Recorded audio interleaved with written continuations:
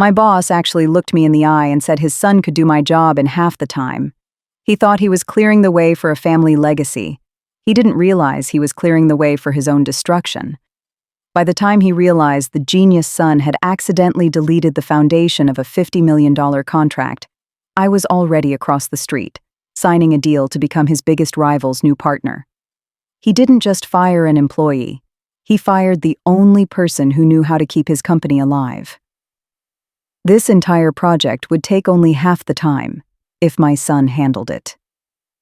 The conference room went so quiet I could hear my pulse in my teeth. I sat at the far end of the polished table, the only woman on the operations side of the board meeting, and every head angled subtly toward me. It was a shot fired with perfect aim. Vaughn Sterling, the founder of Aether Systems, leaned back in his chair without blinking. The board members waited for him like people wait for a judge to read a sentence. But he didn't speak. Not yet. Garrison Thorne folded his hands, staring straight at me. Leo understands the pace our clients expect, he continued. Sienna's approach is methodical. His voice curled around the last word like it was a flaw. Leo Thorne sat 2 seats away, a fresh suit, a rehearsed jawline, and the smug kind of smile that grows on someone who has never earned anything the hard way. When I caught his eyes, he lifted one eyebrow, like he was already measuring my exit. I felt the resignation letter in my notebook long before I touched it. I had printed it the night before, not because I wanted to quit, but because I understood the terrain I was standing on. Garrison had been maneuvering for weeks. The slam of judgment in his voice only confirmed it. I stood slowly. If you want your son to handle it, I said, keeping my tone even, then this belongs to you. I placed the folded letter on the table. Leo's smile widened, sharp and triumphant. Vaughn finally spoke. Fine, he said, his voice cool and unreadable. Give the project to his son. Garrison exhaled like he had won something. Leo straightened in his chair. Then Vaughn turned his head toward me. Sienna, he said, meet me in 10 minutes. Bring that resignation letter with you. His tone didn't reveal anger or sympathy. It revealed nothing at all. I stepped out of the boardroom with the unsettling certainty that whatever waited behind Vaughn Sterling's closed door was going to change far more than my job title. When I first moved to Seattle 10 years ago, I didn't imagine I would end up sitting in boardrooms where someone else's ambition decided the value of my work. Aether Systems was supposed to be my stability. During my early years there, Garrison Thorne barely acknowledged me. Sienna, you always know which fire to put out first, my former director Nora once told me. She meant it. During the crisis years, I spent 14-hour days stitching together workflows that kept failing contracts alive. Nora called me her anchor. Garrison called it luck. Leo entered the company soon after. Garrison introduced him with a proud hand on his shoulder. Fresh eyes, he said, looking straight at me as if youth alone could replace experience. Leo shook my hand with a practiced smile. I've heard your operations work is steady, he said. The pause before the last word told me everything. It did not take long for the small shifts to begin. A report I wrote came back with my name removed. Data I verified was altered to soften Leo's mistakes. When I mentioned it to my team, Tobias lowered his voice. We see it, Sienna. We just can't push back. You know how Garrison works. I knew. And I felt the ground beginning to tilt beneath me. In a team meeting, I presented the updated workflow. Leo jumped in before I finished. Actually, I walked the team through this on Monday, he announced. The room flicked their eyes toward me. Tobias opened his mouth to correct him, but I shook my head. Not yet. A few days later, one of my analysts, Caitlin, caught me outside the break room. Leo pulled us aside, she whispered. He said the company needs fresher thinking. He said, you were steady, but old school. I felt the sting in my throat, but I kept my voice calm. Thank you for telling me. The more Leo pushed, the more Garrison praised him. Board members started repeating the exact phrases: modernization, new leadership energy, cutting dead weight. I started documenting everything: emails, timestamps, discrepancies. Garrison was no longer treating me like an employee, he was treating me like an obstacle. Garrison's first performance update landed in my inbox on a Thursday morning. My name appeared only once, tucked into a tiny bullet point at the bottom.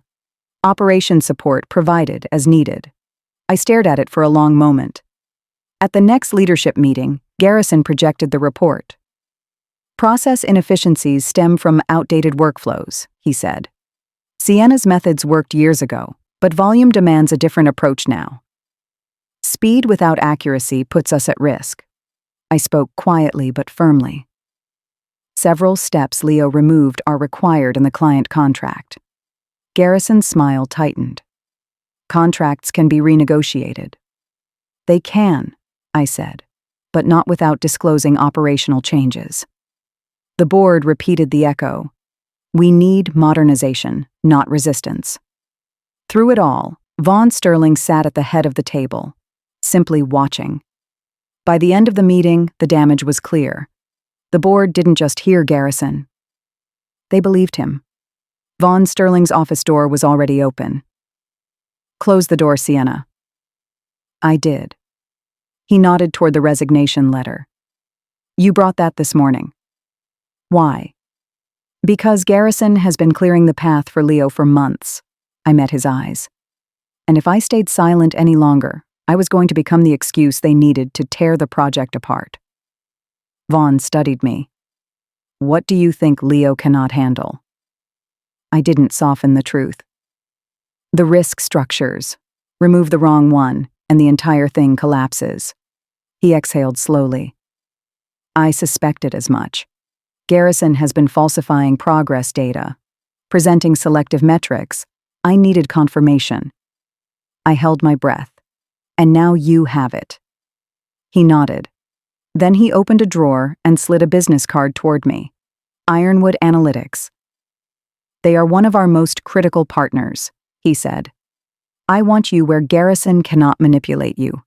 If you resign, I will accept it. But your work is too important to be buried under his politics. Ironwood Analytics welcomed me. The director, Iris Vance, looked at me with knowing eyes. Aether's reports haven't aligned with our projections for months, she said. Vaughn said you're the only person who can clarify the gaps. I opened the first file. Steps removed. Numbers smoothed into neat patterns. I flagged one line. Where did this come from? Garrison sent it, Iris said. He said the operations team approved it. I never approved any of this. The logs time-stamped as Leo's breakthroughs were identical to risk drafts I had written months earlier. Drafts I never released. I called Tobias at the old office. Did Garrison access my archived files? He hesitated. Sienna. He asked for credential overrides, said it was for an audit. Garrison hadn't just altered reports. He had stolen my work to hide his son's incompetence. By the third day at Ironwood, the files were screaming. I laid 3 reports side by side. This projection, I said, is built on Leo's supposedly improved throughput. But this log shows it's actually my preliminary draft. Leo copied it and changed the timestamps. Iris sucked in a breath. Enough to make incompetence look like brilliance. The next file was worse. Tens of thousands of dollars shifted into Leo's pilot project. He wrote that the savings came from my department, I said. That is impossible. Iris returned with the compliance lead, Grant Miller. These findings triggered an automatic audit, he said. This is deliberate manipulation. Send it to Von Sterling, I said, and the board. The emergency meeting happened less than 24 hours later. Tobias called me. Sienna, it was a disaster. Garrison tried to say the logs were taken out of context. Vaughn told Garrison, not context, control. Beatrice Rhodes from the board told Garrison, you misled us for months. Leo tried to jump in, but Vaughn told him to sit down. Garrison Thorne is suspended pending full investigation, Tobias whispered. And Leo is out, effective immediately. Then Beatrice said something I did not expect. We owe Sienna an apology. Vaughn chose a small cafe for our meeting.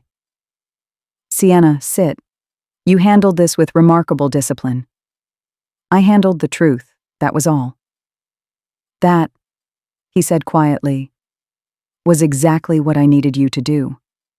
I needed you outside Garrison's reach. Ironwood was the only place he could not tamper with your work. The resignation that felt like an ending had been a tactical move. Vaughn leaned forward.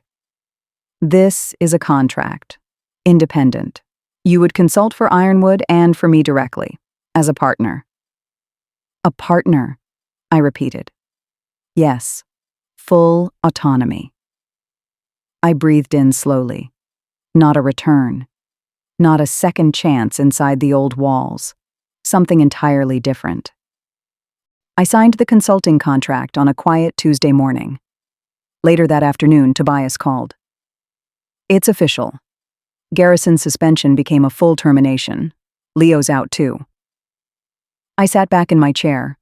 For the first time in a long time, I felt free. Vaughn stopped by later that week.